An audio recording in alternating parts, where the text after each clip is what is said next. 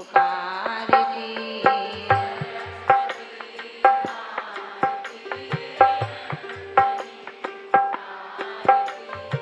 एक बार ज्ञान का प्रसाद मुझे चाहिए।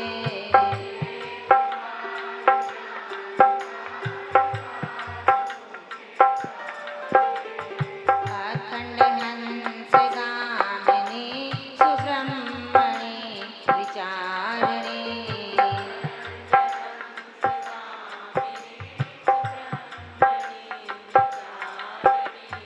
स्वादिवाद ज्ञान का सुस्वाद मुझे चाहिए।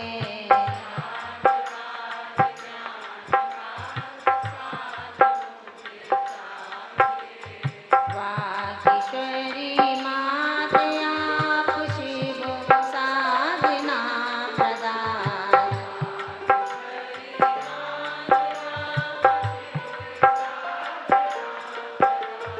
पल्लवित हो ज्ञान बीज ऐसी खाद चाहिए।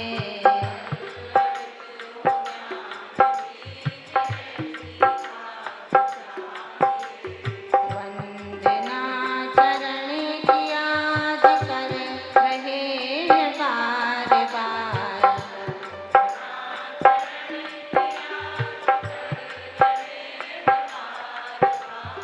वंदना चरण की याद कर रहे हैं बार बार।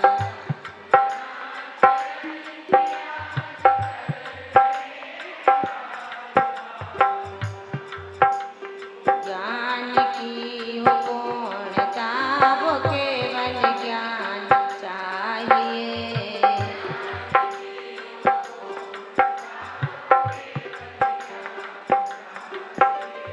ज्ञान की हो पूर्णता वो केवल ज्ञान चाहिए।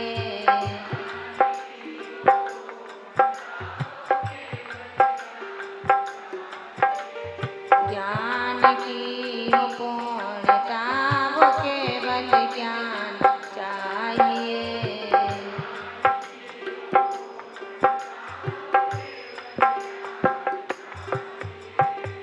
गुरु चरणों में हुआ जन्म, गुरु से मिली उड़ान।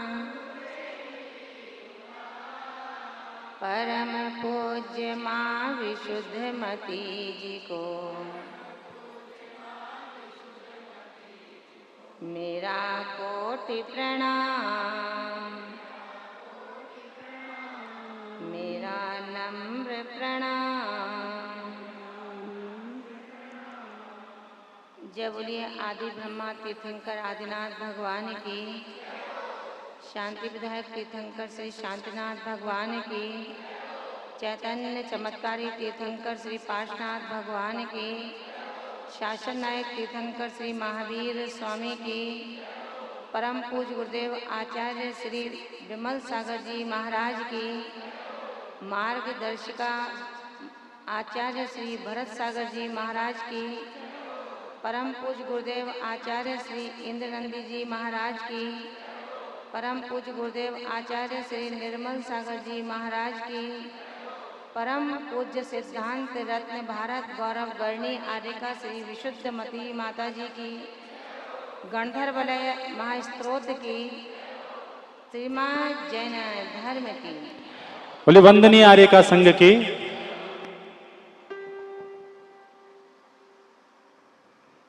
महानुभावों, दो लाइनों से अपनी बात का शुभारंभ करूंगी, क्योंकि हम जिस पर्याय में बैठे हैं ये पर्याय हमें बहुत ही मुश्किल से प्राप्त हुई है। तो पंक्तियां हैं इसके लिए। पाए जन्म हजारों इस जीव ने जगत में, पाए जन्म हजारों इस जीव ने जगत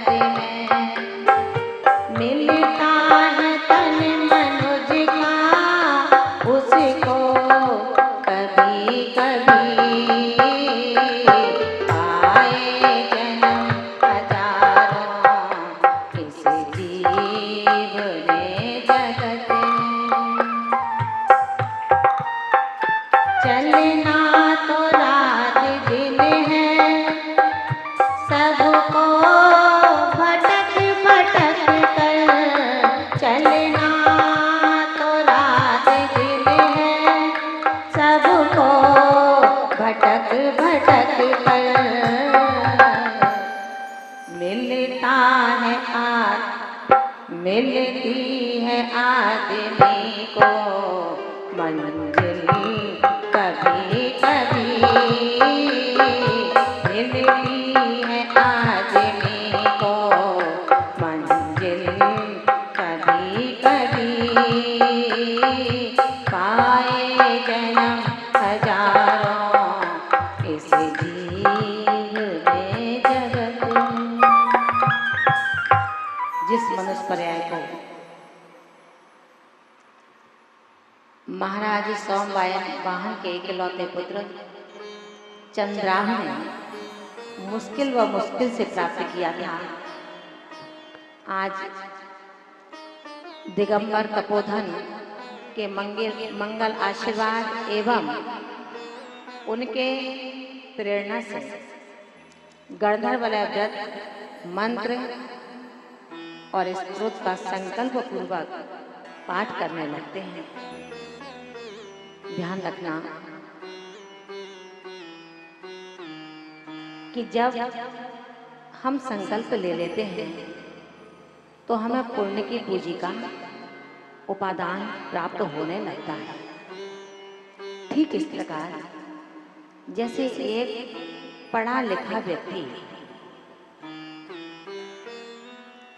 डिग्री उसके हाथ में आ गई, अब लक्ष्य पढ़ने का नहीं है, अब लक्ष्य नौकरी ढूंढने का है। एक अच्छी नौकरी मिल जाए जिसका एक अच्छा पैकेज मुझे मिले, यही होता है ना। अच्छी नौकरी मिलने के बाद वो पढ़ा लिखा व्यक्ति जिस कंपनी में जाता है उसमें अपना रजिस्ट्रेशन कराता है या नहीं, या ऐसे ही काम करना शुरू कर देता है और कंपनी का मालिक उसको मंथली या ईयरली पैकेज पकड़ा देता है, ऐसा है क्या? रजिस्ट्रेशन कराता है, आपका नाम क्या है, आपकी डिग्री क्या है और आपकी उम्र क्या है, कहाँ रहते हैं, पिता का नाम क्या है, तमाम जो भी उसके बायोडाटा उसको मांगना होता है मांगता है और उसको रजिस्ट्रेशन करता है। उसके बाद उसका बता दिया जाता है कि आपको ये कार्य इतने घंटे से इतने घंटे तक ड्यूटी देनी है, ऐसा ही है ना।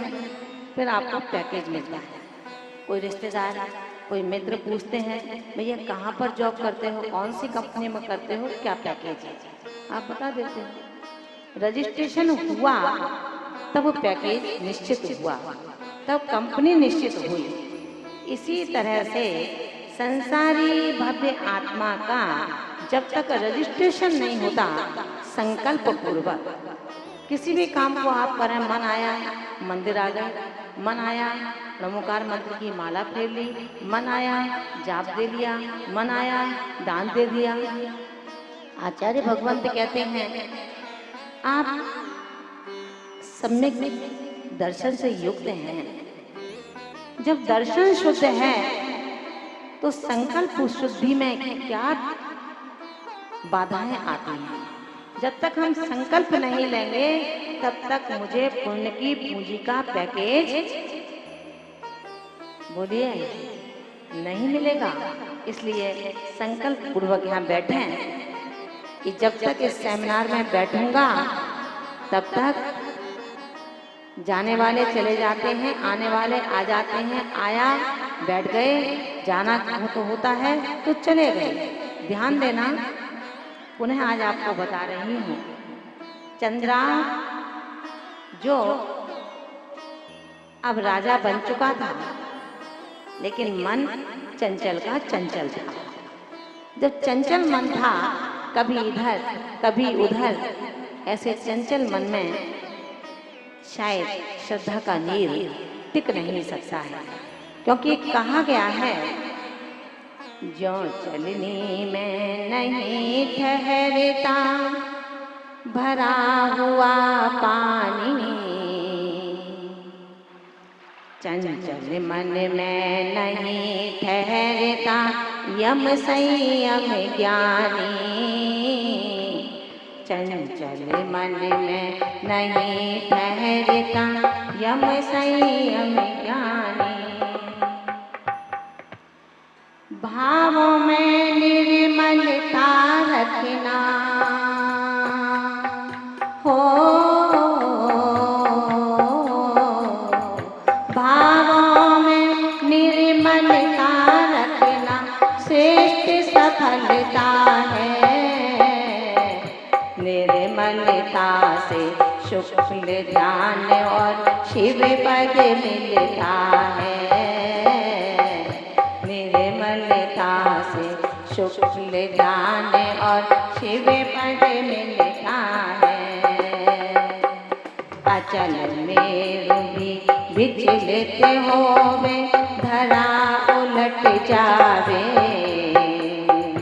किंतु इंद्र भी मुन के मन को नहीं पलट पावे।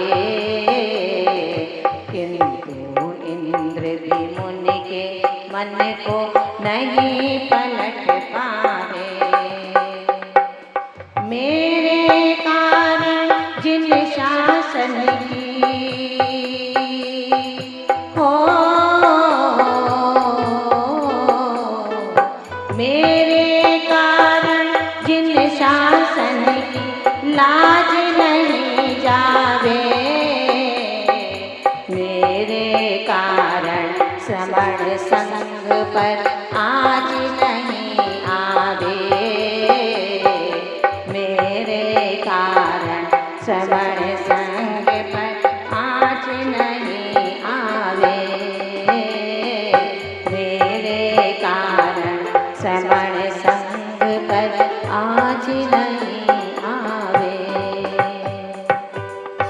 चंद्रा का मन अत्यंत चंचल लक्ष्मी की अन्वेषण में, जिसने मोक्ष लक्ष्मी को तिरस्कृत किया था,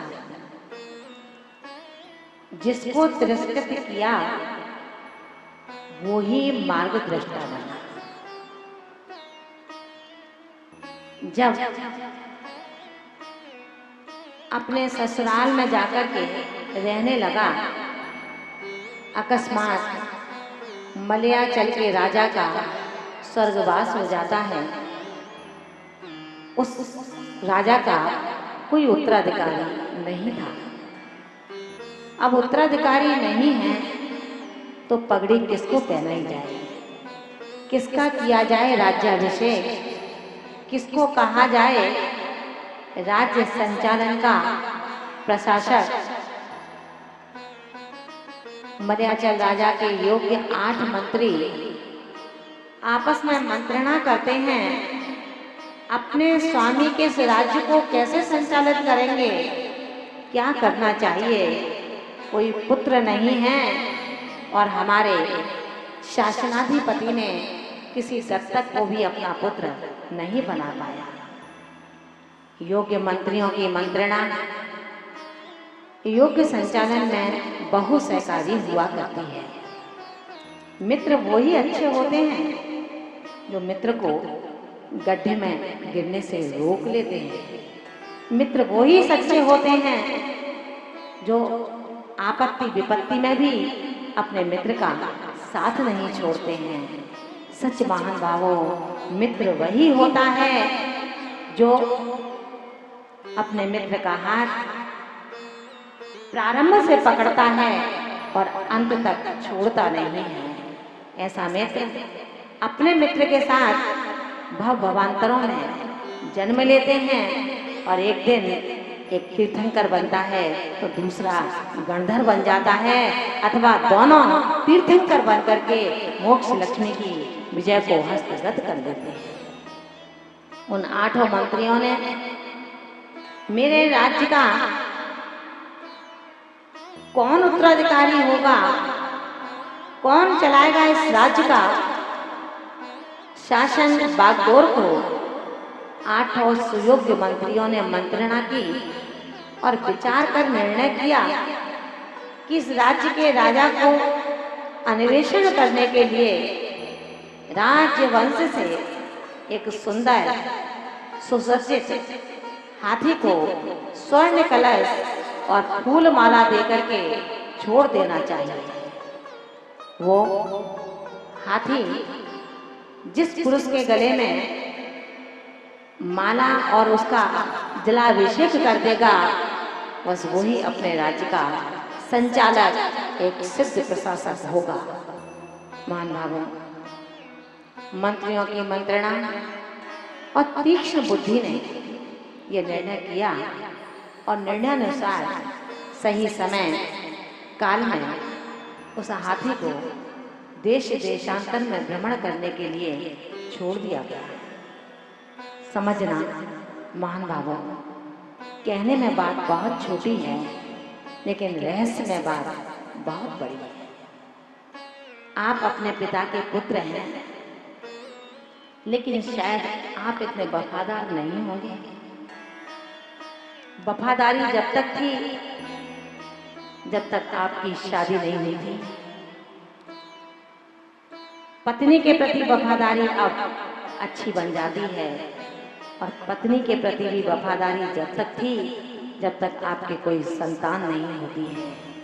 और जब संतान हो जाती है, और संतान सब कुछ है, उसके लिए एक पिता अपने जीवन में सब कुछ न्यौछावर कर देता है। लेकिन वो तिर्यंच गति के पशु जो आपकी एक रोटी आपकी आंखों की ममता को देख करके ग्रहण करता है, पूरी रात आपकी देहरी की चौकसी रखता है। जब वक्त आता है तो इंसान बदल जाता है और उसके मुंह पर एक डंडे का प्रहार करके उसको भगा देता है। आचार्य भगवंत कहते हैं, वो व्यक्ति क्या व्यक्ति है जो अपने समान अपने वफादारी को कभी शरण ही न दे पाया। मंत्रियों की मंत्रणा ने एक राज्य को पुनर्स्थापित कर लिया। मैं अपने परिवार को पुनर्स्थापित नहीं कर पाता। पिता चले गए तो मैंने अपने अपने अलग अलग घर बसा लिए, लेकिन एक पिता की देरी को मैं जीवित नहीं रख सका। मैंने अपना 3 पुत्र की 3 घर बन जाते हैं, लेकिन जिस पिता ने जिस घर को ईंट ईंट को खून पसीने से जोड़ा था, उस मकान को हम बेच देते हैं और अब हम नए मकान में आ जाया करते हैं। कहीं आप पुत्रों से बहुत ज्यादा समझदार थे, पैसे पर थे। आप पैसे पर हो, वो पैसे लेते थे। अंतर है, आप मालिक हो और वो मालिक का फर्ज अदा करता था, मालिक के चरणों में अपना फर्ज देता था। 8 मंत्रियों ने उस हाथी को देश देशांतर के लिए गमन करा दिया। हाथी भी कितना समझदार होगा, विचार करना। आप अपने कार्य से जब किसी व्यापार हेतु बाहर जाते हो तो 2-4-10 रुपए का घोटाला तो कर ही देते हो। अपने बच्चे के लिए कुछ ले आए, पत्नी के लिए कुछ ले आए, अपने हिसाब में उसको डाला ही नहीं। लेकिन वो हाथी शायद हमसे और आपसे ज्यादा समझदार था। कलश और फूल माला को अपने मुख में दबा करके चलता चला जा रहा है। गजगामिनी प्रशस्त चाल आगम में कही गई है, शुभ चाल है। कोई कन्या पैर घिस करके फट फट फट फट करके जाती है तो कहते हैं कन्या तो है, मंगल तो है, लेकिन प्रशस्त गामिनी नहीं है, शुभ चाल चलने वाली नहीं है। सीढ़ियां कब उतर गए पता नहीं लगा, सीढ़ियां कब चढ़ गए पता नहीं लगा। उस घर में बैठा हुआ अतिथि कहता है, परिवार संस्कारवान है, आने और जाने का बोध ही नहीं हुआ। एक वो परिवार है, फट फट फट कर करके उतर रहे हैं और पैरों को चप्पलों को घिस घिस करके चल रहे हैं। लोग समझ जाते हैं अशिक्षित है, भद्रता नहीं है। प्रशस्त चाल से चलना और अपने राज्य के लिए एक अच्छा राजा का अन्वेषण करना एक त्रियंच गति का जीव कर रहा है। मान भावों चलता चला जाता है, घूमता घूमता उस स्थान पर पहुंचता है जहां पर तिरस्कृत महाराज चंद्राव बैठे हुए हैं। अनायास उस हाथी की दृष्टि चंद्राव पर पड़ती है और उनका राज्याभिषेक के लिए स्वर्ण कलश से जलाभिषेक कर देता है और फूलों की माला चंद्राव के गले में डाल देता है। चंद्राव भयभीत होते हैं कि इस हाथी ने क्या किया, लेकिन हाथी ने अभी अपना कार्य पूरा नहीं कर पाया। चंद्राव भयभीत है। हाथी अपनी सूंड उठाता है। चंद्राव को उस सूंड से मानो एक माँ अपने हाथों से अपने बच्चे का आलिंगन कर रही हो। उस हाथी ने उस सूंड से उस अपना नया शासनाधिपति राज्याधिकारी को चुन लेता है और अपने मस्तक पर आसीन कर देता है, चल देता है। धीरे धीरे जब रत्न संचयपुर नगर में पहुंचता है, मंत्रियों ने उनका सम्मान किया, अगवानी की। सारे नगर को सुसज्जित कर श्रृंगारित किया गया और चंद्राव को अपने राज्याभिषेक करके अपने राज्य का अधिकारी घोषित कर दिया। मान भावों, यदि वो चंद्राव दिगंबर मुनि के चरणों में न झुकता, अपनी वेदना को न कहता और वेदना कहने के बाद अपनी गलती को स्वीकार न करता, तो शायद उसको एक अपरिचित राज्य का उत्तराधिकारी घोषित नहीं किया जाता। और इतना ही नहीं, अब चंद्राव उस देश का स्वामी बन गया, अपनी पत्नी के साथ सुखपूर्वक रहने लगा। समय गुजरता गया, लोग उसके अधीनस्थ होते गए, उसकी सेवा शुश्रूषा और अब उसके सुखद व्यवहार से, क्योंकि ठोकर लगने के बाद व्यक्ति भी बदल जाता है और फिर भी ना बदले, वो व्यक्ति नहीं है, इंसान नहीं है, वो कोई आदमी नहीं है, वो तो वीरान जंगल में रहने वाला कोई जानवर सा प्रतीत होता है, जो सुधर के भी न सुधर सका। लेकिन चंद्राव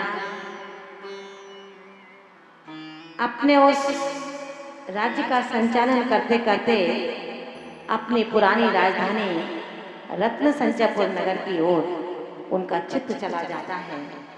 विचार करते हैं कि मैं किसी दूसरे के शासन पर अपना अधिकार जमा करके बैठा हूँ, किसी दूसरे राजा के राज्य में मुझे राजा घोषित किया गया है। मैं तो अपने ही राज्य का स्वयं शासक था, प्रशासक था, सम्राट था। याद आती है, अपनी सेना को तैयार करता है और पहुंच जाता है जिस काल यवन राजा ने उसके राज्य को अपने हस्तगत कर लिया था। काल यवन राजा पर अपनी सेना के द्वारा संघर्ष का बिगुल बजा देता है और वहां पर विजय पताका फहराकर उस राज्य को भी अपने राज्य में ले लेता है। महान भावों,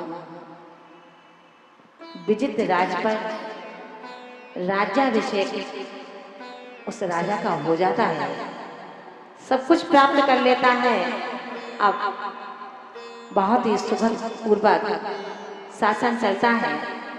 धर्म और धर्मात्मा का नित्य नूतन जन्म होता है। समयोपरांत अब आयु के क्षरण का समय आ गया। चंद्राव नाम लेता है उन दिगंबर संतों का जिन्होंने उनको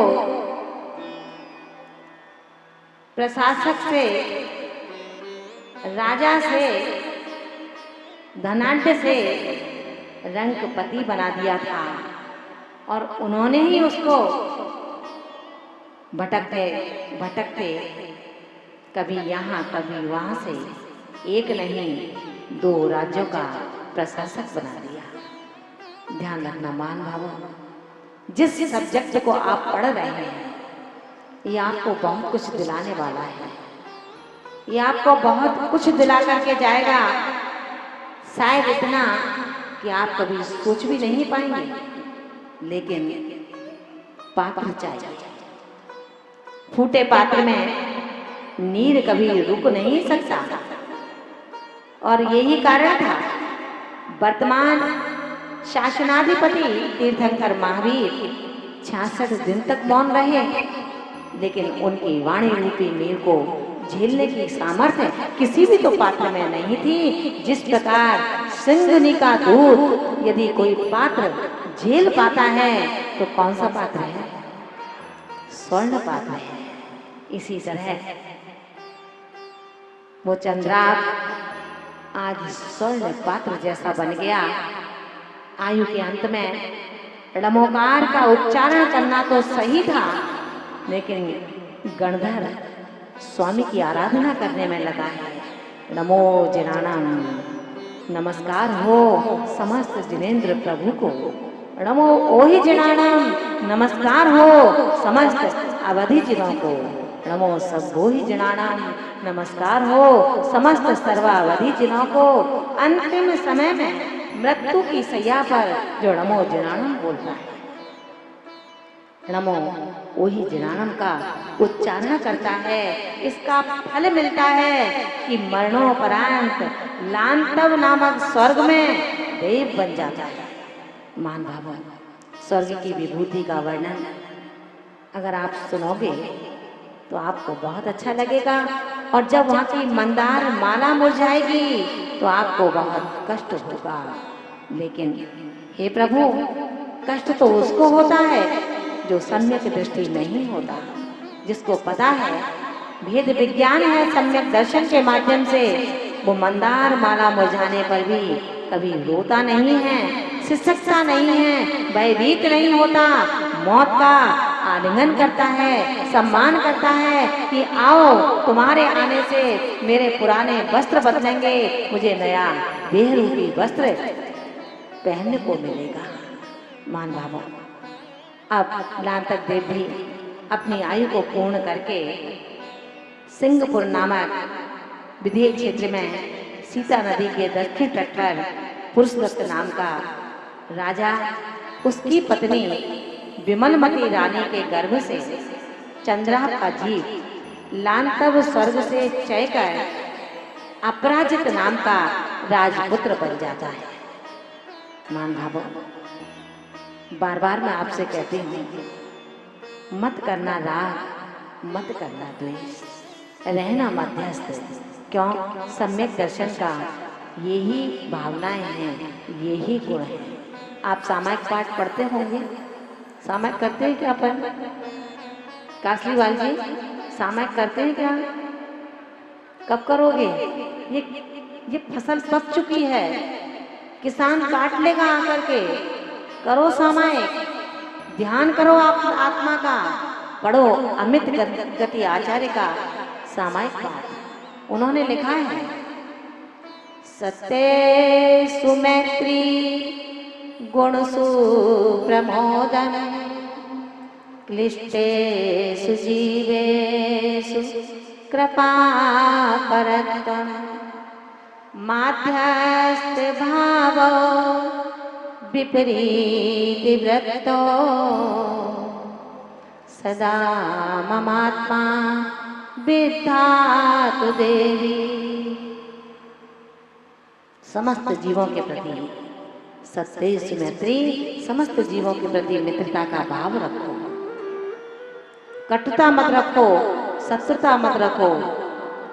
गुणसु प्रमोदम, जो अपने से गुणवान हैं उनके प्रति ईर्ष्या का नहीं, प्रमोद का भाव रखो, प्रमोद का भाव रखो। पंचम काल की दुहाई मत दो महान भावों, ये पंचम काल बहुत बुरा है, लेकिन पंचम काल बहुत अच्छा है। इस पंचम काल में रह करके मुझे समाधि के सूत्रों का अन्वेषण करना है। इस पंचम काल में मुझे अपनी आत्मा से सम्मेलन का समय प्राप्त करना है, जैसा कभी कभी और कभी राम ने किया था। कभी इस संसार में इन सूत्रों को महावीर और आदिनाथ ने ढूंढा था। ये वो ही संसार है जिस संसार में रह करके मुझे ऊपर की ओर गमन करना है। ये वो ही संसार है जिसमें मुझे ऊपर से नीचे की ओर आना है, क्योंकि पात्र जैसा होता है उसमें द्रव्य जैसा भर दिया जाता है, वो पात्र उसी द्रव्य का कहा जाता है। समझ में आ रहा है? आपके लोटे में अगर दूध भर देंगे तो उसको किसका लोटा कहोगे? पानी भर देंगे तो किसका लोटा कहोगे? घी भर देंगे तो किसका लोटा कहोगे? छाछ भर देंगे तो किसका लोटा कहोगे? ठीक इसी प्रकार ये देह रूपी लोटा, इसके अंदर यदि अशुभोपयोग भरा है, दूसरे के प्रति ईर्ष्या का भाव है, दूसरे के प्रति अहंकार का भाव है, ममकार का भाव है, प्रतिशोध की भावना है, और यदि इसी देह रूपी लोटा के अंदर यदि किसी की प्रशंसा का भाव है, गुणजनों को देख करके प्रमोदता का भाव है, प्रसन्नता का भाव है, तो ये ही घट ईर्ष्या के भाव के साथ में है तो अशुभोपयोग का घट कहा जाता है। और प्रशंसा के भावों के साथ में है तो ये ही घट शुभोपयोग का घट कहा जाता है। शुभोपयोग से शुद्धोपयोग की प्राप्ति होती है। एक दिन ये शुभोपयोग का घट शुद्धोपयोग में परिणत हो जाता है। जैन शासन में शुभोपयोग और शुद्धोपयोग ग्राह्य हैं, ग्रहण करने योग्य हैं, लेकिन अशुभोपयोग त्याज्य है, छोड़ने योग्य है। मान भावों, अब वो चंद्रार्क जब अपराजित राजपुत्र बन जाता है, उनके पिता पुरुषदत्त दीक्षा के लिए चले जाते हैं और अपने पुत्र अपराजित को महामंडलेश्वर की पदवी को देकर के उसे प्रजा के लिए सौंप जाते हैं। ऐसा वो चंद्रार्क का जीव जब आप महामंडलेश्वर अपराजित राजा बनकर के अपने राज्य का संचालन करता है, अनायास उसके राज्य में एक दिन विमल वाहन नामक केवली का पदार्पण होता है। वो केवली भगवान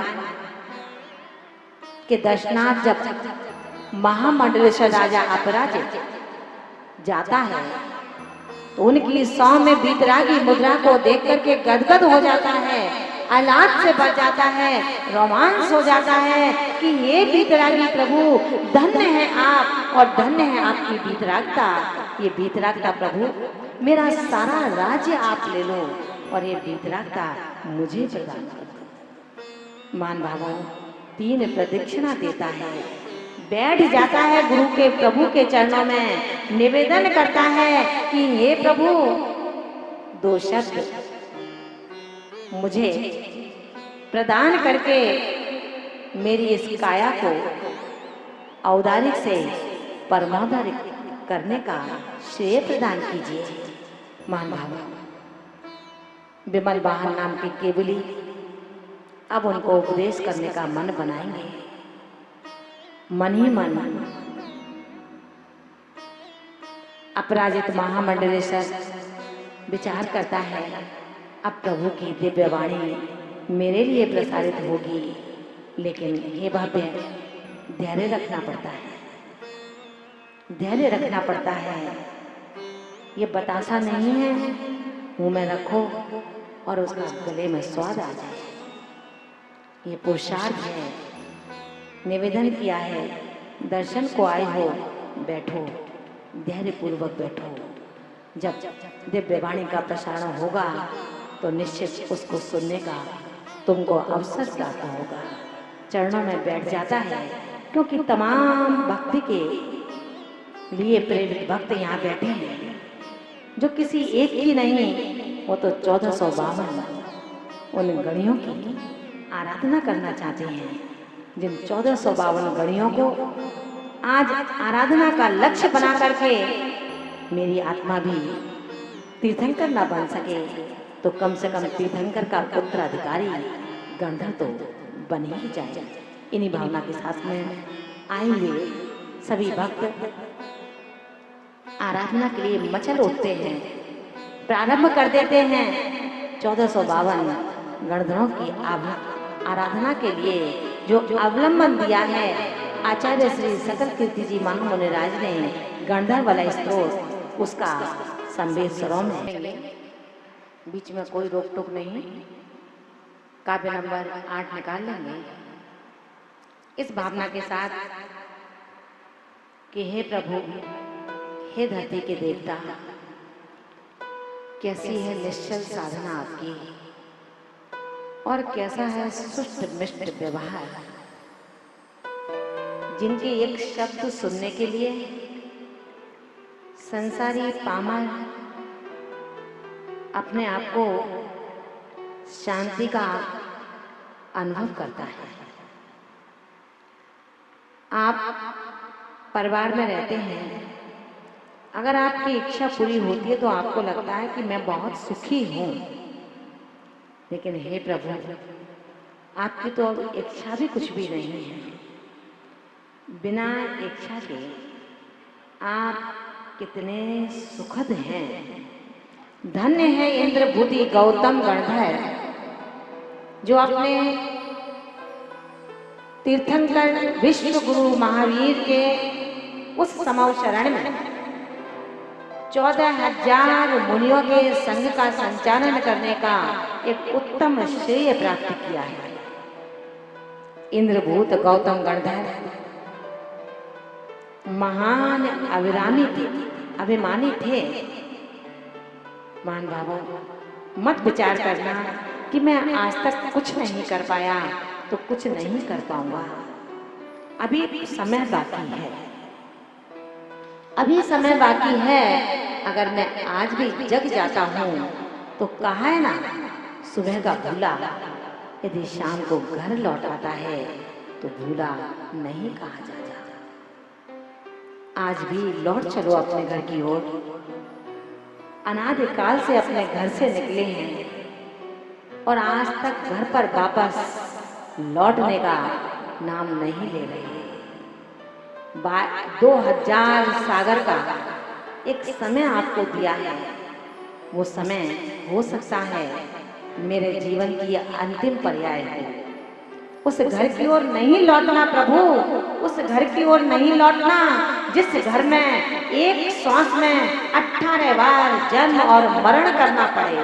नहीं मरना, नहीं जीना, सिर्फ अब मुझे वो रास्ता चाहिए कि मुझे किसी का मातृत्व स्वीकार न करना पड़े, किसी के गर्भ में आकर के उसका झूठा तीखा चरपरा न खाना पड़े, किसी गोद में आकर के मुझे उसकी विष्ठा में अपना आधार न बनाना पड़े।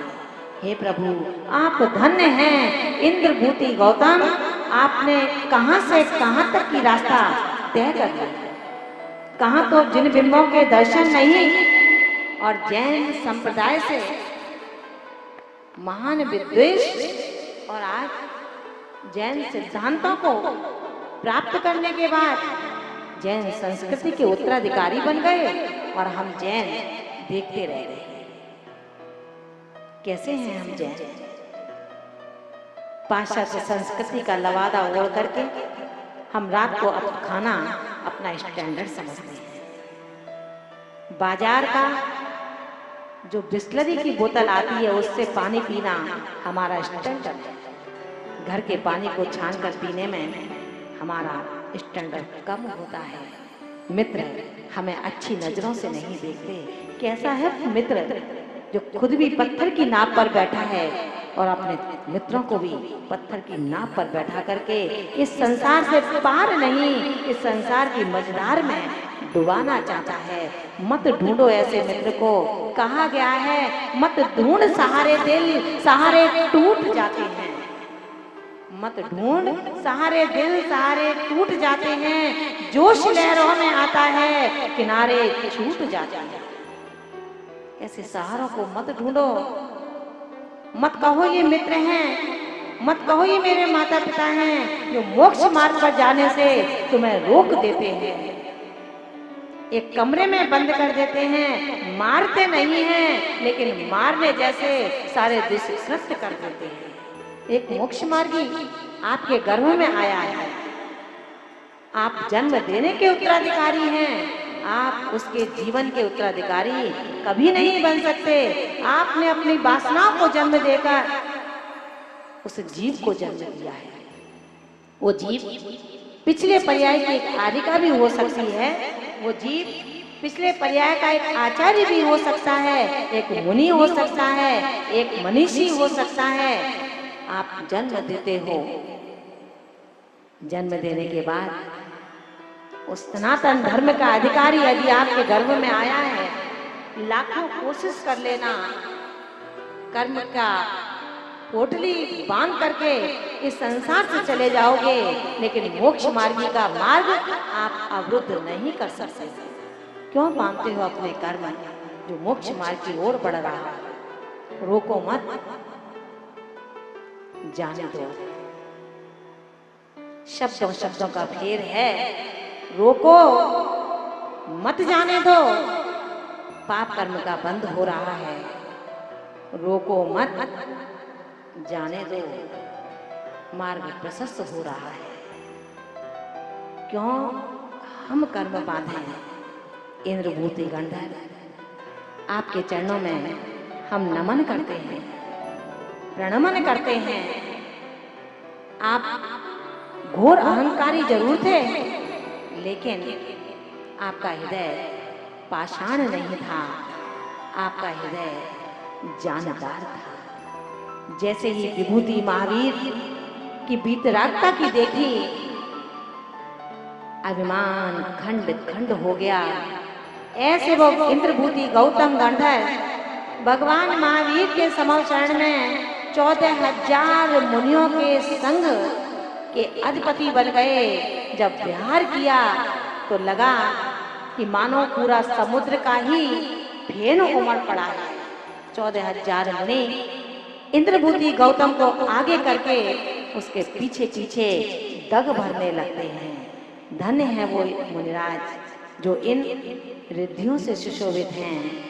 काव्य नंबर 8 में ऐसे यतराजों की आज हम वंदना करेंगे, जिनके व्यवहार में, जिनकी रचना में, जिनके हृदय स्थान में मधुरता ही मधुरता थी। सतक्षीरे सर्पिल मधुरामृत भी,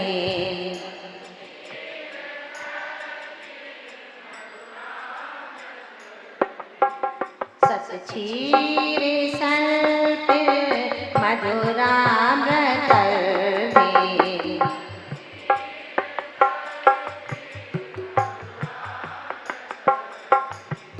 यतीन बराक्षिण महान साक्ष,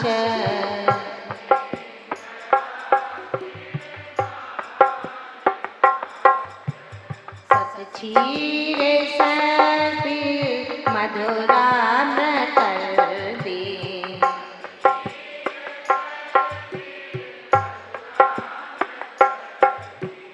यतीन बराक्षिण महान साक्ष,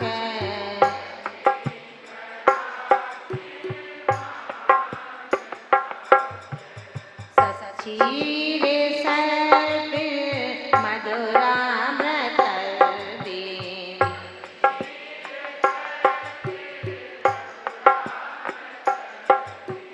सतक्षीरे सर्पिल मधुरामृत भी,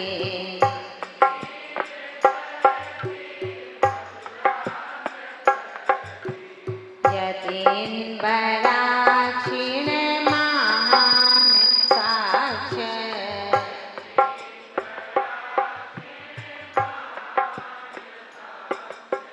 यतीन बराक्षिण महान साक्ष,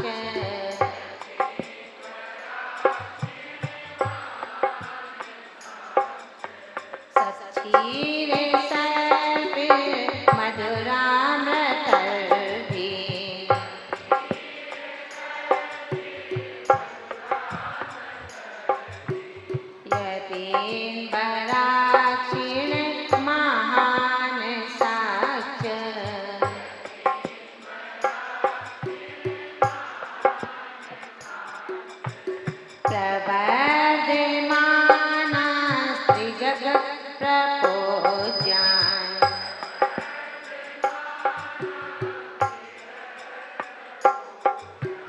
प्रवर्धमानस्ति जगत प्रपूज्यान्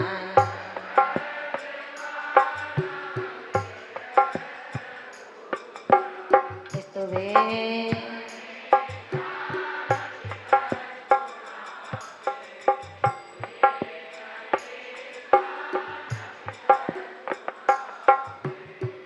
क्षीरे सर्पे मधुरामृतर्वे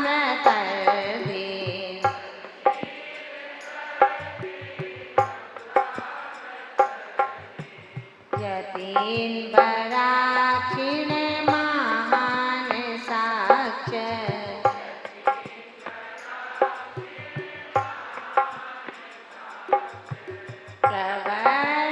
प्रवर्धमानस्ति जगत प्रपूज्यान्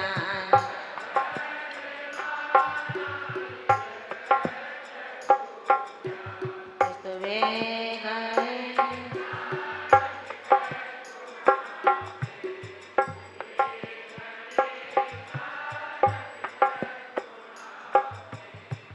क्षीरे सर्पे मधुरामृतर्वे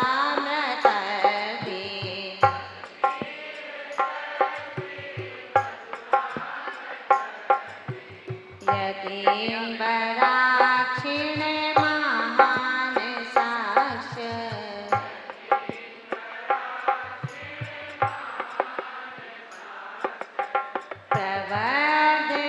प्रवर्धमानस्ति जगत प्रपूज्यान्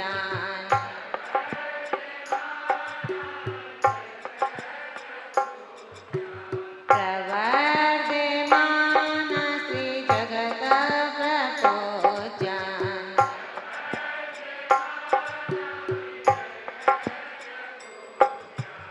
स्तुवे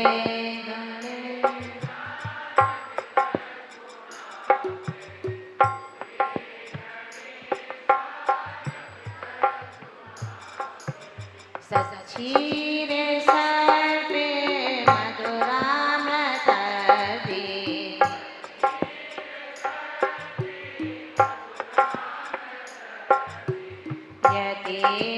यतीन्द्राक्षिणे महान् साक्ष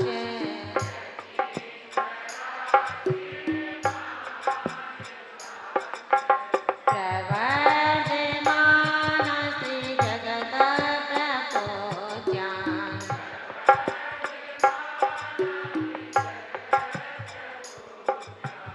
स्तुवे गणेश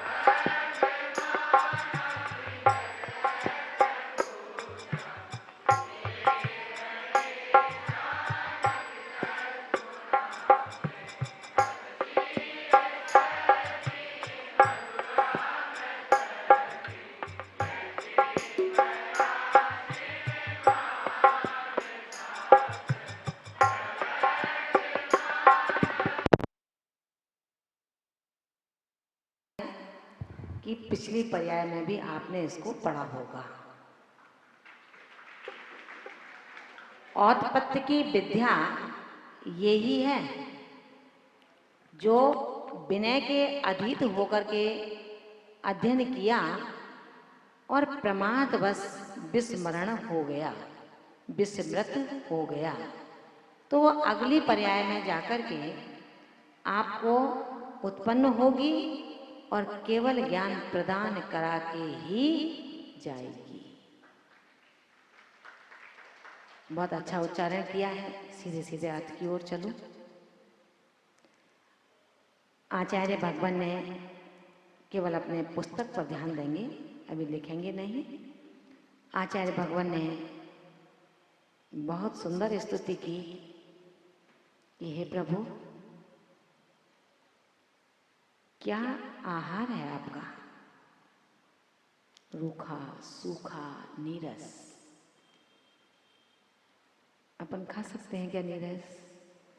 नमक का त्याग करा दें क्या आज? क्यों?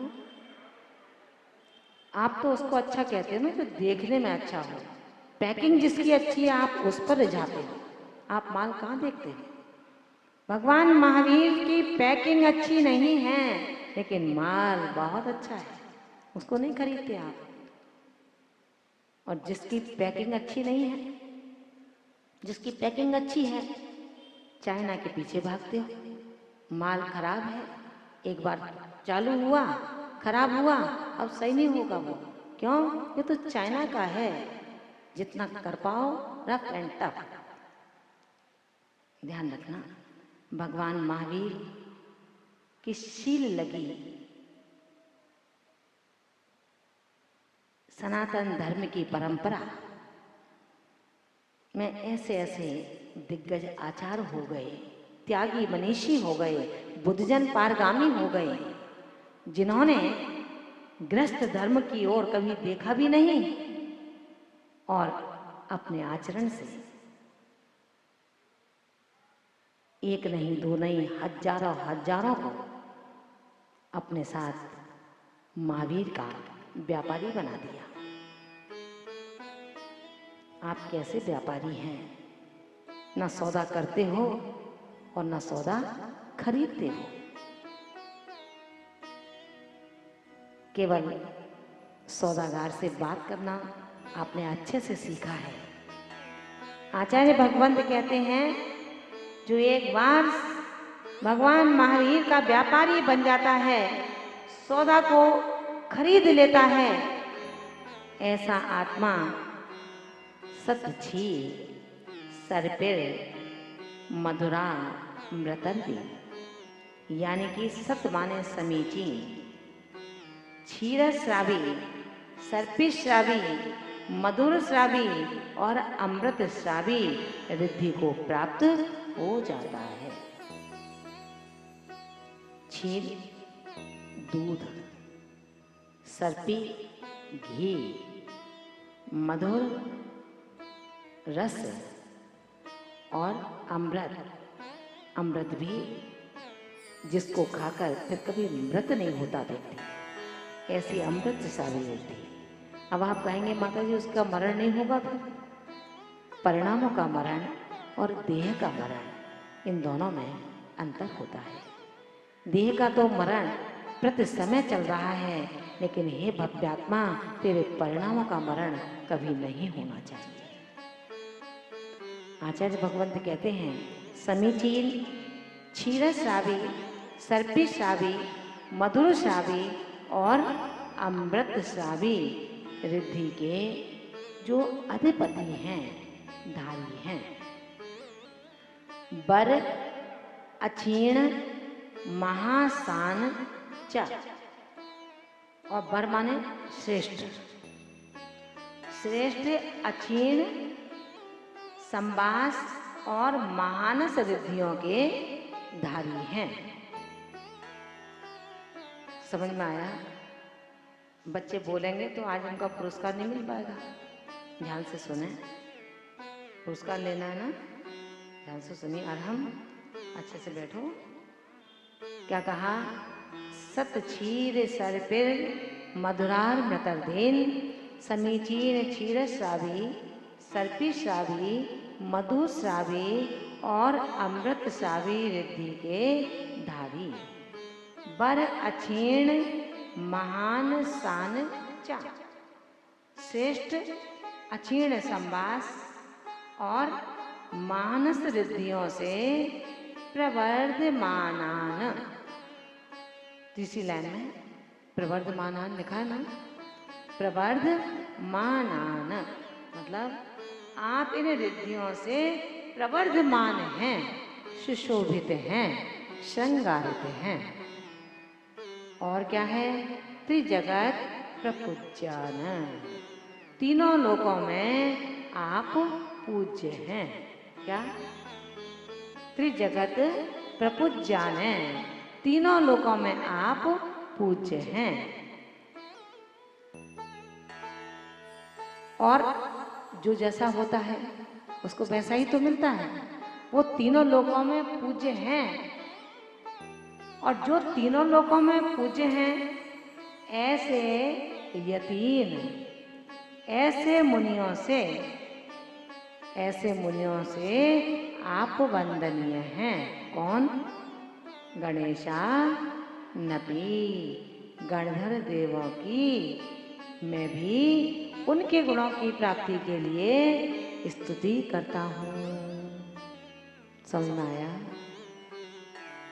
सतक्षीर सर्पे मधुरा मृतर्दीन, समीचीन, सच माने समीचीन, समीचीन क्षीरश्रावी, सर्पिश्रावी, मधुरश्रावी और अमृतश्रावी रिद्धि के धारक, वर अक्षीण महान सांचा, वर माने श्रेष्ठ, अक्षीण महानस और संवास रिद्धियों से प्रवर्धमान, प्रवर्धमान हैं, सुशोभित हैं।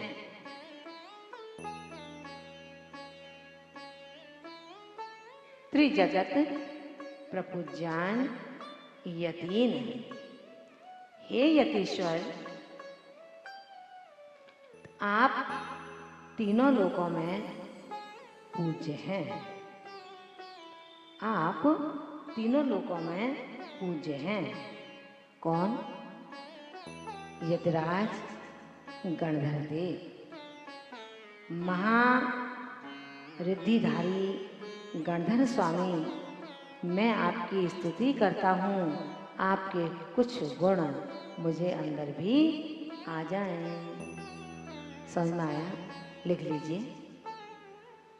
सतक्षीर सर्पे मधुरा मृतर्दीन, समीचीन क्षीरश्रावी, सर्पिश्रावी, मधुरश्रावी और अमृतश्रावी रिद्धि के धारक,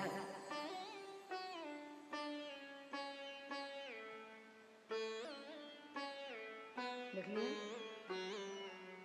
सतक्षीर सर्प मधुरा मृतर्दीन, समीचीन क्षीरश्रावी, सर्पिश्रावी, मधुरश्रावी और अमृतश्रावी रिद्धि के धारक,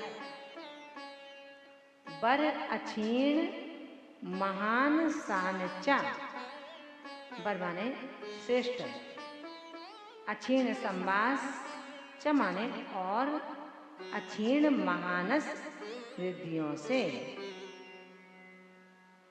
श्रेष्ठ, अक्षीण संवास और महानस रिद्धियों से प्रवर्धमानान, आप प्रवर्धमान हैं, आप सुशोभित हैं।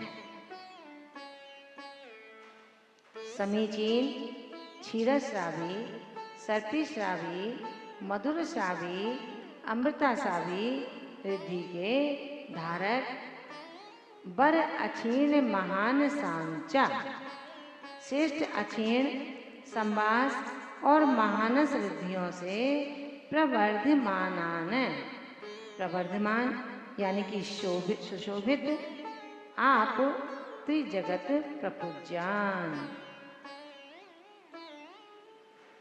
तीनों लोक में आप पूज्य हैं। तीनों लोकों के पूजनीय हे यतीन गणेशानपि, हे यतराज गणधर, आपके गुणों की प्राप्ति के लिए इस सुबह मैं स्तुति करता हूँ। देख लिया सबने? एक बार और देख लीजिए। सत क्षीर, क्षीर माने दूध, क्षीर माने दूध। आपके दूध का त्याग है क्या? किसी के नहीं है ना, दूध के बिना शरीर चलता नहीं है। लेकिन हे स्वामी, आप किसी भी रस का सेवन नहीं करते, आप नीरस भोजन लेते हो। प्रभु, आपको ये आहार कैसे खाया जाता है, मैं नहीं खा सकता। कौन कहते हैं ये? कौन कहते हैं ये? कौन श्रावक? हम और आप ही कहते हैं कि कैसे माता जी उबला उबला भोजन पानी से के लिए लेते हो? ना उसमें नमक है, ना उसमें मिर्च है, ना उसमें खट्टापन है, ना कुछ भी नहीं है, ना घी है। ऐसा रूखा भोजन, वो भी पानी के साथ में खा सकते क्या अपन? खाना है क्या? अरे कहो खाएंगे, आज नहीं तो कल, कल नहीं तो परसों, और परसों नहीं तो बरसों बाद तो खाना ही खाना है। पीछी कमंडल लेकर के इस देह का त्याग करना है। अभी से उद्देश्य बनाइए, लक्ष्य बनाइए, मैं पीछी कमंडल लेकर के मरण नहीं, समाधि मरण करूंगा। मत रखो कीचड़ में पैर। कीचड़ किससे हुई? किससे हुई? जल से। और कीचड़ का सना पैर साफ किससे हुआ? जल से। जब जल से ही होना है, पाप मन से होता है, और पाप मन से ही धुलता है। तो मन को पापी क्यों बनाते हो? शुद्ध मन को विशुद्ध ही रहने दो। इसे पापी बनाने की आवश्यकता नहीं है। क्षीरक श्रावी रिद्धिधारी मुनिराजों के अंजलि पुट में जैसे ही रूखे आहार को आपने रखा, वो भोजन, वो आहार दुग्ध रूप स्वाद में परिणत होता चला जाता है। दुग्ध रूप स्वाद से परिणत होकर अत्यंत पौष्टिक बन जाता है। लेकिन दम होना चाहिए, ऐसा मेरे साथ भी हो, ऐसा करने का। कासलीवाल जी, आप तो मन बना ही लो, अब हो जाएगी रिद्धि आपको। आज नहीं तो कल होगी, कल नहीं तो परसों होगी, इस पर्याय में नहीं तो अगले पर्याय में निश्चित होगी। क्योंकि जो पंचम काल का साधु महाव्रत की निर्दोष यात्रा पूरी करेगा, उसको चक्रवर्ती ब्याज के साथ अत्यंत 700 पुण्य की प्राप्ति होगी। 700 पुण्य का तात्पर्य समझ रहे हो क्या? 7-8 भवों में नियम से मोक्ष की प्राप्ति होना 700 पुण्य कहलाता है। अथवा जिनके अंजलि पुट में आहार रखा रूखा, वो आहार दुग्ध रूप स्वाद में परिणत होकर के अत्यंत पौष्टिक बन जाता है। अथवा इस रिद्धि से युक्त मुनियों के वचन श्रवण मात्र से, जो सुने ही हैं, श्रवण मात्र से ही मनुष्य और त्रियंचों के दुखों को शांत कर देते हैं। क्या समझ में आया मनीष भैया? क्या समझ में आया?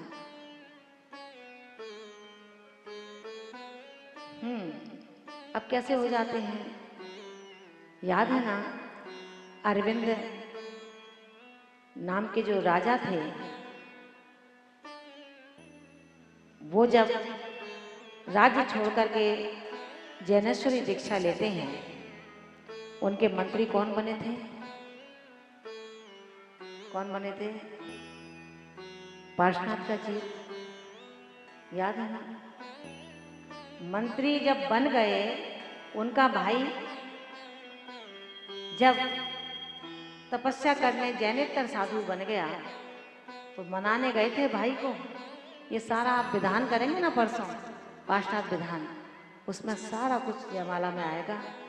स्वाध्याय भी होगा, जिनेंद्र प्रभु की भक्ति भी होगी, और यहाँ पर गुरुओं की आज्ञा का पालन भी होगा।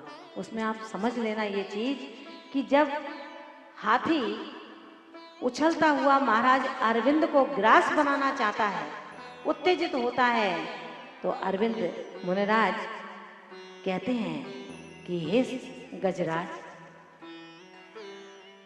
शांत रहो, अशांत मत बनो। मधुर वचन उत्तेजित उस दंती को शांत कर देते हैं। ऐसे होते हैं क्षीरस्रावी रिद्धिधारी मुनिराज के वचन, जो उत्तेजित, दुखी, पीड़ित, कष्ट में जो कराह रहे हैं, ऐसे मनुष्य और त्रियंचों के पीड़ा को शांत कर देते हैं, मन को प्रशांत कर देते हैं, कसायों को उपशमित कर देते हैं। कौन से रिद्धिधारी हैं? क्षीरस्रावी रिद्धिधारी युगराज मुनिराज। सर्पिश्रावी जो होते हैं, उनके हस्ततल में, सर्पी माने घी, घी है ना, जो यतिराज रूखा भोजन, नीरस भोजन खुशी खुशी से ग्रहण करते हैं, ऐसे रिद्धि के अवधारी ऋषि के हस्ततल में निक्षिप्त किया भोजन, निक्षिप्त माने रखा गया आहार आदि जो रूखा है, तीखा है, कोई स्वाद नहीं है, नीरस है, कड़ाके की भूख है, लेकिन फिर भी वो ऋषिराज किंचित भी विचलित नहीं होते हैं। वो कहते हैं कि ओवन देना है गाड़ी में, नींव भरनी है मकान की, कुछ भी भर दो, आवश्यक नहीं है कि ग्रेनाइट ही भरा जाए। उसके अंदर बदसूरत पत्थर डाल करके नींव भरी जाती है, वो नींव मजबूत हो जाती है। इस गड्ढे को भरना है, कैसे भी भरो, इस गड्ढे को भर करके इस शरीर पर रत्नत्रय का एक महल तैयार करना है। निश्चित रूखे भोजन को जैसे ही हाथ में रखते हैं, क्षण मात्र में घृत रूप स्वाद में परिवर्तित हो जाता है। वह सर्पिश्रावी रिद्धिधारी मुनिराज कहे जाते हैं। मधुर श्रावी मुनिराज, जिनके हाथों में रखा हुआ रूखा भोजन, नीरस भोजन, कसायला भोजन, चरपरा भोजन क्षण मात्र में मधुर रस से भर जाता है, तीखा नहीं लगता। मिर्ची लगती ना अपने को तो सब स्वर चलने लगते हैं, नाक अपने आप चलने लगती है, आंखों से पानी अपने आप स्रवित होने लगता है। लेकिन धन है वो यतिराज, उनके हाथों में आया हुआ मिर्ची वाला नीरस भोजन भी अमर और मधुर स्वाद में परिणत हो जाता है। अथवा ऐसे मुनिराजों के वचनों से के श्रवण मात्र से मनुष्य और त्रियंच अत्यंत उपसमाधि को प्राप्त हो जाते हैं। कसाय में, दम्भ में भर रहे हैं, लेकिन उसको कोई नहीं रोक पाया। जैसे ही उनके दर्शन के लिए जाता है, अनायास उन पर दृष्टि पड़ जाती है, मन शांत हो जाता है कि अरे इनके आगे क्या बोला जाए, ये इतने प्रशांत हैं तो मुझे कितना शांत होना चाहिए। जिनके वचनों को सुनने मात्र से जिनकी कसाएं, कष्ट, रोग, शमनता को प्राप्त होते हैं, वो मधुर श्रावी रिद्धिधारी यतिराज कहलाते हैं। अमृत श्रावी, जिनके हस्तपुट में रखा हुआ रूखा आहार अमृत पने को प्राप्त हो जाता है। यानी कि कभी कभी सुनने में आया है कि अमुक महाराज को कड़वी तुमड़ी का आहार करा दिया, याद है? तुमड़ी, लौकी है ना, कैसा करा दिया? कड़वी लौकी जहर होती है। क्यों कराया? प्रतिशोध के कारण। अब समय नहीं है, कल स्मरण में रहा तो निश्चित रूप से बताऊंगी कि आहार हमें कैसा कराना चाहिए, कब कराना चाहिए, क्या छोड़ कर के कराना चाहिए। आप लोग तो ऐसे बैठे हो यहाँ पर जो गणधरों को भी कोई तवज्जो नहीं देते। आप गणधरों की सेमिनार चल रही है, गणधरों का स्तवन चल रहा है, मन आता है वो किसी पार्टी में जाता है, मन आता है वो किसी क्षेत्र की वंदना के जाता है, क्योंकि यहाँ कुछ लगा तो है ही नहीं। जहाँ फीस देनी पड़ती है,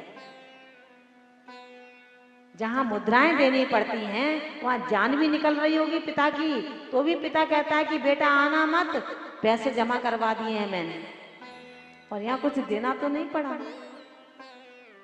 इसलिए मन आए तब जाओ और मन आए तब आकर के बैठ जाओ। अपनी ही बात होती है, कौन रोकेगा यहाँ पर आने से हमें। लेकिन ध्यान रखना, इसका भी कर्ज तुमको चुकाना पड़ेगा। तुमने संकल्प लिया था, तुम शरणार्थी बने थे, तुम गणधरों की शरण में बैठने के लिए आपने अपना मन बना लिया था। बोली का जो मन बना लेता है फिर बोली नहीं ले पाता। तो आचार्य भगवंत कहते हैं कि तुमने जितना संकल्प कर लिया, मन बना लिया, बेशक तुम्हारे नाम की बोली नहीं छूटी, लेकिन वो द्रव्य अब तुमको दान में दे देना चाहिए। अब तुम्हारा अधिकार उस द्रव्य पर नहीं है, क्योंकि घर से ही मन बना करके आए थे कि भाई 12,000 की, 21,000 की, 1 लाख तक की बोली अगर छूटेगी तो मैं ले लूंगा। ध्यान रखना महान भाव, जितने भी शरणार्थी यहाँ बैठे हैं, उठ करके गए हैं कहीं ना कहीं पर क्लास का, जिन्होंने अनुपस्थिति दर्ज हुई है, उनके लिए ये कक्षा नसीहत देती है। मत तोड़ो अनुशासन। यदि आपने शासन अपना तोड़ दिया तो ध्यान रखना, आपका शासन कभी कोई मानने वाला पैदा नहीं होगा। ऐसे अनुशासन से युक्त वो रिद्धिधारी यतिराज, ऐसे ही रिद्धि नहीं मिली, अनुशासन में बैठना पड़ा था।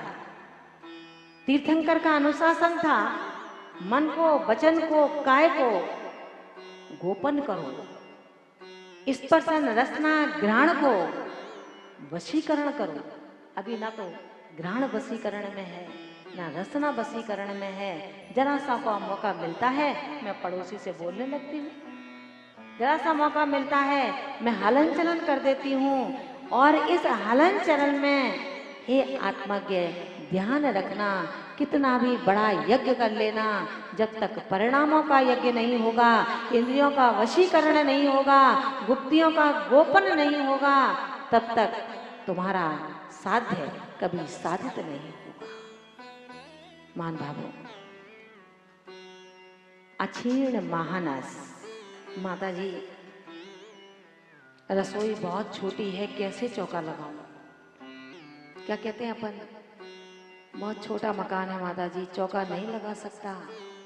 शादी ब्याह करोगे नहीं करोगे बच्चों के, हैं? तो कहाँ से करोगे? ध्यान रखना माता जी, सच माता जी बहुत स्थिति खराब है, दुकान नहीं चलती। तो महाराज माता जी तो यही समझेंगे बेचारा दया का पात्र है, पाप का मारा है।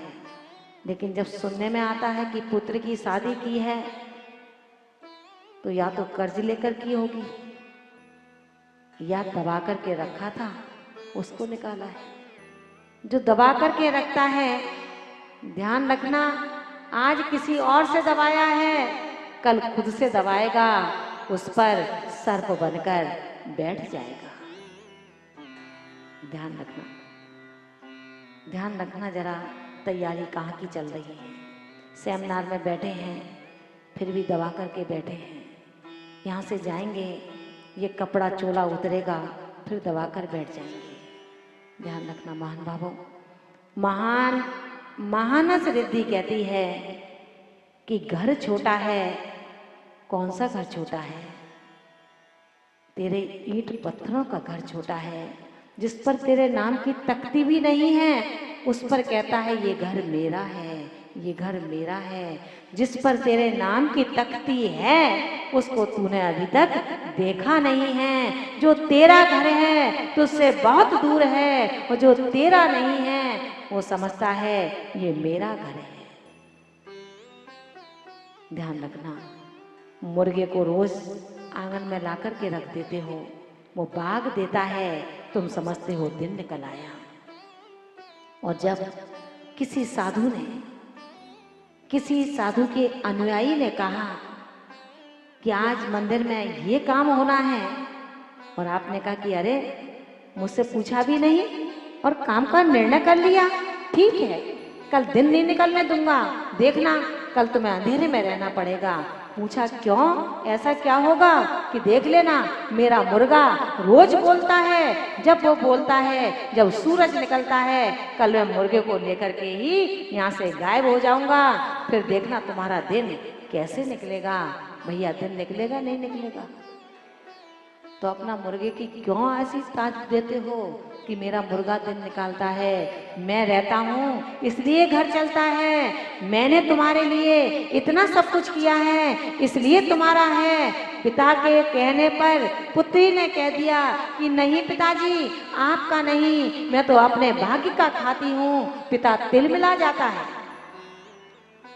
पिता के तेवर बदल जाते हैं, दृष्टिकोण बदल जाता है, स्वाभिमान पर ठेस पहुंचती है और पिता उसके साथ जो न करना था सो कर देता है। ध्यान रखना महान भावों, अक्षीण मानस का शब्द है, मानस का अर्थ है रसोई घर। क्या अर्थ है? रसोई घर। रसोई घर जिसमें स्वयं भोजन परोसने के बाद चक्रवर्ती की सेना भी जीम जाती है, फिर भी भोजन वो रसोई अक्षीण की अक्षीण रहती है, क्षीण नहीं होती। ऐसे यतिराज को आहार कराया कि भोजन कम नहीं हुआ, रसोई छोटी होने पर भी। ध्यान रखना वह संवास का तात्पर्य है 4 हाथ की गुफा, जिसमें 4 हाथ प्रमाण की गुफा में भी चक्रवर्ती की सैन्य आराम से अपना स्थान ग्रहण कर लेती है। ऐसा वो अक्षीण संवास जिसमें रिद्धिधारी मुनराज बैठे हैं। कहाँ बैठे माता जी? कमरा बहुत छोटा है। आचार्य भगवंत कहते हैं कि हे भक्तों, मन का कमरा छोटा होता है तो संसार का कमरा भी छोटा पड़ जाता है। मन का कमरा बड़ा होता है तो संसार का कमरा भी बड़ा हो जाता है। अक्षीण मानस और अक्षीण संवास रिद्धि के धारी यतिराज जब 4 हाथ प्रमाण गुफा में अपना स्थान बनाते हैं तो वहाँ पर चक्रवर्ती की सेना भी आकर के बहुत अच्छी तरह अवस्थान प्राप्त कर लेती है।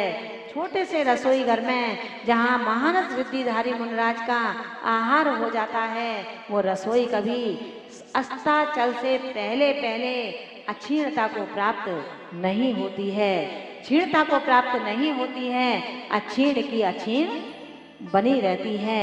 ये अक्षीण रिद्धिधारी मुनराजों का महात्म्य है। ऐसे सकल मुनराजों के श्री चरणों में हम बारंबार नमोस्तु नमोस्तु नमोस्तु निवेदित करते हैं। सीधे सीधे रिद्धि मंत्रों को निकाल लेंगे और प्रारंभ करेंगे। नमो अरिहंताणम, नमो सिद्धाणम, नमो आयरीयाणम, नमो उवज्झायाणम, नमो जिणाणम, नमो ओहिजिणाणम, नमो परमोहिजिणाणम, नमो सब्बोहिजिणाणम, नमो अनन्तोहिजिणाणम, नमो कोट्टबुद्धीणम, नमो बीजबुद्धीणम, नमो पादानुसारीणम, नमो सभ्यन्नसोदाराणम, नमो स्वयंबुद्धाणम,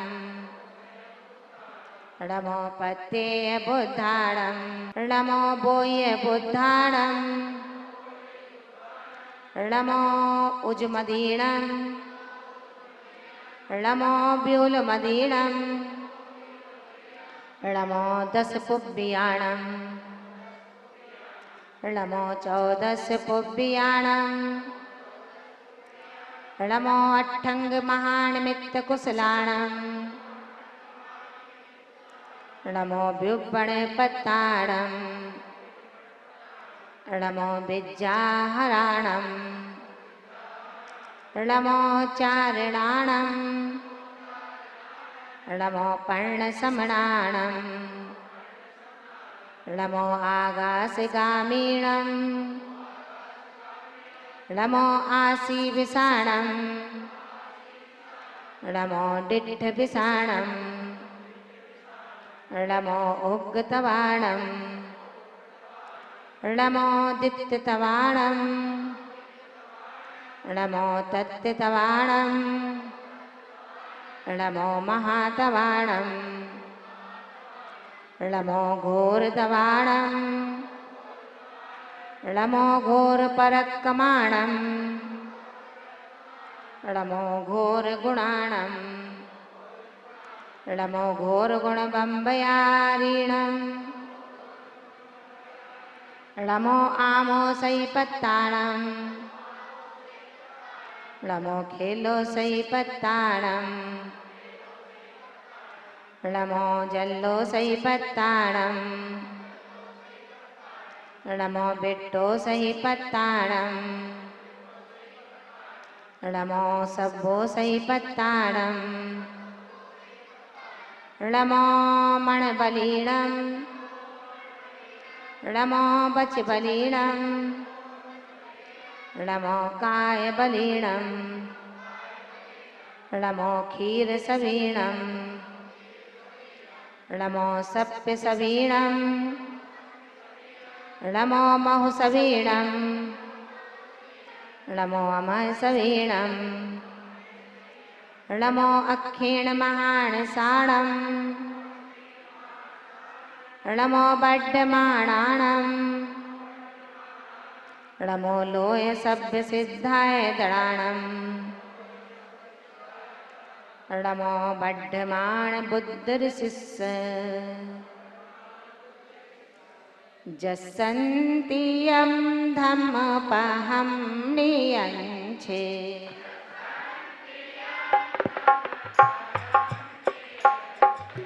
तस्सन्ति यं बेडे इयं पहुञ्जे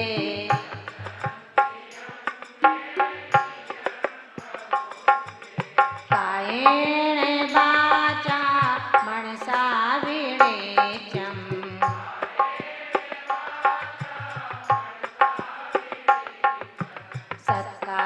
सत्कारयेतं सिरपञ्चमेण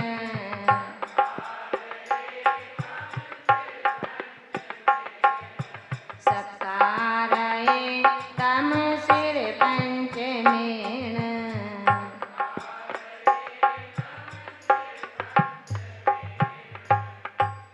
आपके लिए एक प्रश्न, सभी के लिए, सभी बता सकते हैं। फर्स्ट प्रायोरिटी बच्चों के लिए। रिद्धिका प्रमुख आत्मज्ञानी अति भारी हो, चरित्र शुद्ध संयम भूषण की गुरु माँ तुम अवधारी हो। दिन रात कभेद मिटाने को तुमने पुरुषार्थ जगाया है। यहाँ काम क्रोध से शत्रु को माँ तुमने दूर भगाया है। तुम ज्ञान भारती की नंदन की कुल धारा की तुम ही अनुपम संपत्ति हो। सिंधु पति गंभीर आप मेरु समय स्थिरताधारी हो वसुधा सम तुम क्षमावान, चंदन सम शीतल इंद्र सुरेंद्र सभी पर कर चरणों में झुकने आता है। विशुद्ध संग उपवन प्यारा वात्सल्य की गंगा बहती है। हम सब भी आगम विज्ञ बने मन की आवाजें कहती हैं। ओ धन्य धन्य मधुसूदमती हमें वंदन कर हर साधे। शत शत वंदन शत बार नमन चरणों में करने आते हैं। शत शत वंदन शत बार नमन चरणों में करने आते हैं।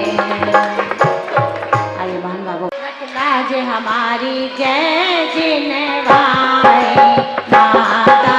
जय जिनवाणी माता रख लाज हमारी जय जिनवाणी माता। जय जिनवाणी माता रख लाज हमारी जय जिनवाणी माता। जय जिनवाणी माता रख लाज हमारी जय जिनवाणी माता। आज सभा में मैया तो है पुकारो। आज सभा में मैया तो है पुकारूं। आज सभा में मैया तो है पुकारो, तू है भाग्य विधाता।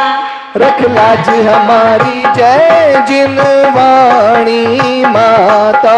जय जिनवाणी माता रख लाज हमारी जय जिनवाणी माता। शास्त्र ग्रंथों का मैया बोध नहीं है। शास्त्र ग्रंथों का मैया बोध नहीं है। शास्त्र ग्रंथों का बोध नहीं है, हमको कुछ नहीं आता। रख लाज हमारी जय जिनवाणी माता। जय जिनवाणी माता रख लाज हमारी जय जिनवाणी माता। आने के मैया मोरे कंठ विराजो। आन के मैया मोरे कंठ विराजो। आने के मैया मोरे कंठ विराजो, स्वर संगम की दाता। रख लाज हमारी जय जिनवाणी माता। जय जिनवाणी माता रख लाज हमारी जय जिनवाणी माता। हमें सजे मैया तो है पुकारे। हम सब मैया तो है पुकारे। हम सब मैया तो है पुकारे, चरणन शीश नवाता। रख लाज हमारी जय जिनवाणी माता। जय जिनवाणी माता रख लाज हमारी जय जिनवाणी माता। जय जिनवाणी माता रख लाज हमारी जय जिनवाणी माता। जय जिनवाणी माता, जय जिनवाणी माता। अपने अपने स्थान पर पूज्य माता जी के लिए है मेरा आपकी कृपा से सब काम हो रहा है। मेरा आपकी कृपा से सब काम हो रहा है।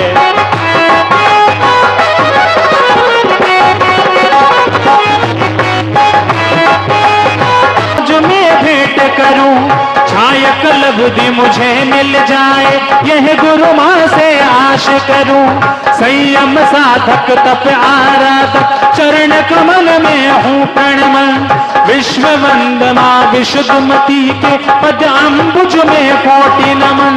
मेरा आपकी कृपा से सब काम हो रहा है। मेरा आपकी कृपा से सब काम हो रहा है। ओम परम पूज्य सिद्धांत रत्न अध्यात्म योगनित लोक कल्याणी गणी आर्य कसरी विशुद्धमती माता चरण कमलेभ्यो जलादि अर्घम निर्भुवामि।